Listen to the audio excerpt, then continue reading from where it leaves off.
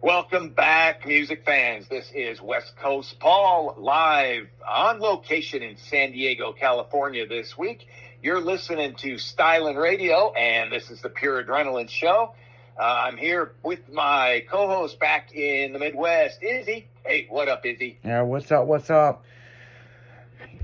There's been, it's not Halloween, but boy, there's something that I think, probably this segment and the next one will have some fun with and talk about, because it does involve chicks, kind of, sort of. Back in my day, San Francisco, they used to have a thing called the Hookers Ball. And it was an event. Well, they ended up changing it to what they called the Exotic Erotic Halloween Ball. Oh, National Slut Day. Yeah, and people are like, what in the... Come on, dude, what's that? Well, I'm curious myself. I mean, San Francisco has always been known for some weird shit, and this was...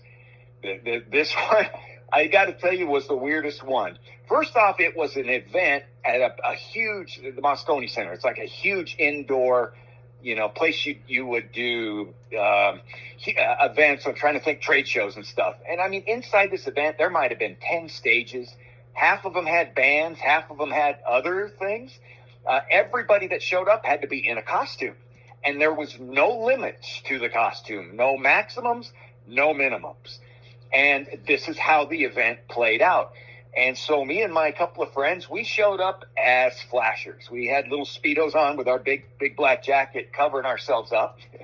And we walk into this place and going through it, and you're like, wow, this is cool. Here's a band, they're playing, rock, and this is playing, hip hop, and this one's over here playing, country. They had bands, they had things for everybody.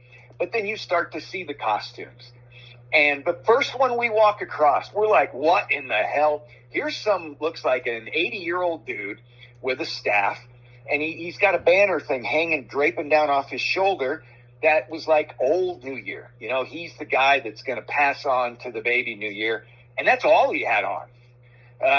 He was walking around in all of his glory with just a staff and this banner thing draping down off his shoulder that said Father New Year, and that was it. That's funny. I'm going, dude's hung like a horse, man. Look at this shit. And I'm going, oh, man, whoa. Okay, eyes covered. So we proceed. We're walking around. And I mean, all kinds of stuff. You had people, they had clothes, some more creative and different than others. One guy walks around, he's a die. You roll a 6-figure dice, and he's just one. And the front of him is the 5. It's got, the 5 things. And the center hole on him, it was about where his Johnny would be, I guess is a good place to put it. And a gal walks up and says, well, what's so special about this one? And he goes, well, kiss me.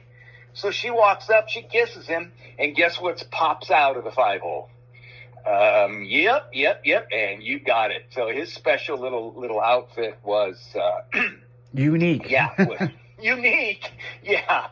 And so that you see stuff, it was one of the most memorable events ever for me because of what you'd see. Then you'd see the rock music and you would have it. Go to another stage, and some of the strangest things ever. There were, how would you put it, lactating chicks on the stage. And they were spraying the crowd. The crowd. And guys were going, oh, yeah, we want more. And we're like running, going, next. Nope, not for me. But that's the adventure, a show like that. You've got, it's something for everybody. And that's what made it great. And I say, walking in, there'd be a chick, she was saying, oh, man, flash me. So we'd flash, and she'd pull up her top and go, hey, here you go. And we were like, hell, man, we got to flash more of these girls. I'm going, yeah. Because it was truly, on that part, those things remarkable, absolutely memorable. You show me yours, I'll show you mine. Pretty much, and they were, and you had all, like I said, all sizes, shapes, this and that, and everybody was getting along, and it was the most bizarre thing ever. But one of them that caught my attention more than others is there's this guy and this girl. They're wearing tuxedos, and you're like, damn. I mean, and you're looking at them going, but man, they're kind of butt hugger. What the hell? And you don't really see him. He's standing there talking to somebody, and you see this girl, and you're going, something's not right. I don't quite get it. And then she pulls and brings her leg up and does something, and you realize it's body paint. They had tuxedo body paint on that made them look at first glance like it was a tuxedo, but in essence, they were in their birthday suits and doing their thing. And I realized how much effort that people put into stuff going to this event. I'm just going, you've seen some crazy stuff out in your touring and doing things. This was my like, oh Jesus moment. So I don't know if they exist anymore. I was gonna do a little lookup, and I didn't think about it. I'm too busy out here having drinks, but I'm going, geez. Yeah, you know what's interesting is this new generation. If you did that nowadays, they'd be horrified. It's like, oh my God, someone flashed me, but I asked them to do it. Yeah, and yet the new generation, said I've got 3 boys. They're all, 20 and older and whatever. But now the girls through the phones, they're like, the girls are worse than the guys. Yeah, they're like, when we were growing up, the girls were like, like nuns, and now they are so great. It's like, here's a picture of me. Hey, everybody, look, and you're like, wow. Does your dad know you're doing that? And it fascinates me. But yeah, the exotic erotic Halloween ball is the most freakish thing that I have ever seen. And again, the music was phenomenal. And, you think of a place indoor that has 5 different bands, and you can't hear them in one section to the other. And you walk around and see people in their costumes that are basically, not a porno thing, but they're creative and they're inventive, and yet there's no humility, no whatever the word you want to do. It really got me as being an open. People could be as open and free and do whatever they want, and it was in control, and there was nothing going on. So I just that was one that hit me. I was looking through something, and it reminded me of it. Yeah, speaking of that, as you're talking about that story, it reminds me of being at the gathering of the Juggalos, and I hosted the Miss Juggalette contest with porn star Ron Jeremy. Yeah. Okay, and man, Ron was fun to hang out with. You know what I'm saying? And he always said, well, the reason why I did so well in porn, because I'm an ugly motherfucker. I can relate. Everybody can relate to me, And so, Yeah. He's you would not think that guy'd be a porn star looking at him, but no, Ron was cool to hang out with. But yeah, it's crazy. I just seen an article about him, and he's in prison, but they say he has Alzheimer's now. Oh. But okay. with that whole big escapade of bullshit he got caught up in, and those girls, said that they got raped by him. This man, seriously, I think a girl could beat his ass. So how is he going to rape anybody? I've done a lot of, I'm not saying porn work. I'm just saying I've done a lot of events with this man, and he is not like that. So, I didn't follow too much of the story when it happened several years ago, but now they say he has Alzheimer's. And, very sorry to hear that. But yeah, apparently he's not getting out anytime soon, but they have him in a middle. He's like in prison, but like in a very, very light prison because of his condition. Yeah, he's not a threat to go anywhere or do anything, so they'll have him in not a loony bin, but a minimal security type. Yeah, it's like a senior citizen prison, I guess you could call it. Yeah. That's a good way to put it. And heck, I imagine the senior citizen chicks in there are still trying to hunt him down, because he was the most popular person in that. It's just such a crazy thing that it's all about hanging out with the wrong people. And that's basically Yeah. what happened to him, you know. And it's like, you know, I still got his business card, you know, and really nice guy, you know, had that pet turtle, you know what I'm saying? I mean, it's like, you know, I don't know. I just find it interesting, but, you know, just when you were telling me the story and the listeners, you know, about all that stuff, it just brings me back to the crazy shit I saw at the gathering. And, like, you know, it's just some of the shit. I'm just like, you can't even make the shit up. I mean, it's just like, what? And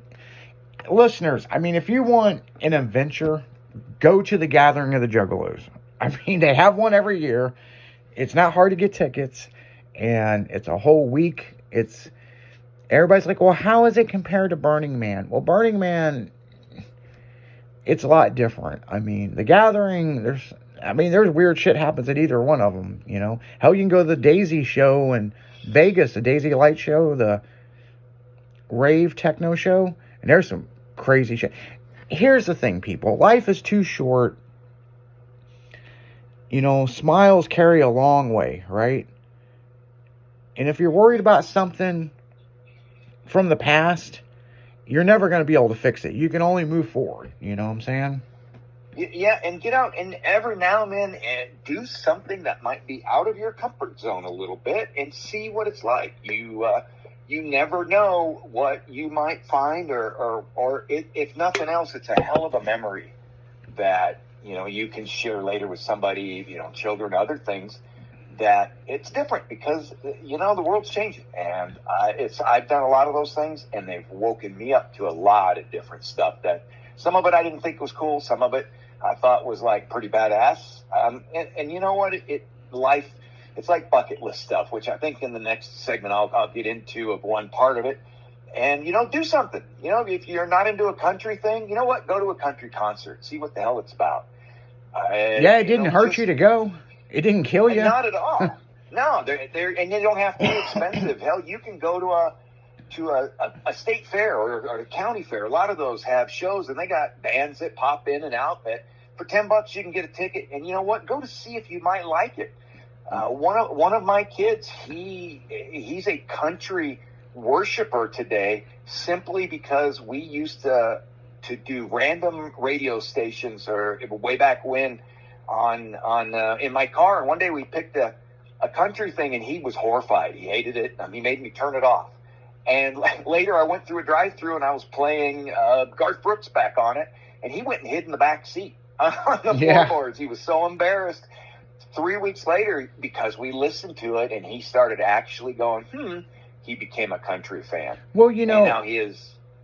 I've got a friend of mine that, you know, their German Fest was coming up. Now, I'm not German, but, you know, we were going to go to it. And he's like, oh, I won't do it. I don't want to do it. You know, that fucking shit's stupid, you know. I'm like, man, there's beer and girls. Yeah, well, you can't go wrong. You know, there. It's like, shit, you know. I mean, we finally got him to go. Now this sumbitch is hooked. He knows all the polka dances and all kinds of shit. And it's like, we were going to go pick up girls, you know what I'm saying? I mean, they're already drunk, you know, it's German Fest, you know?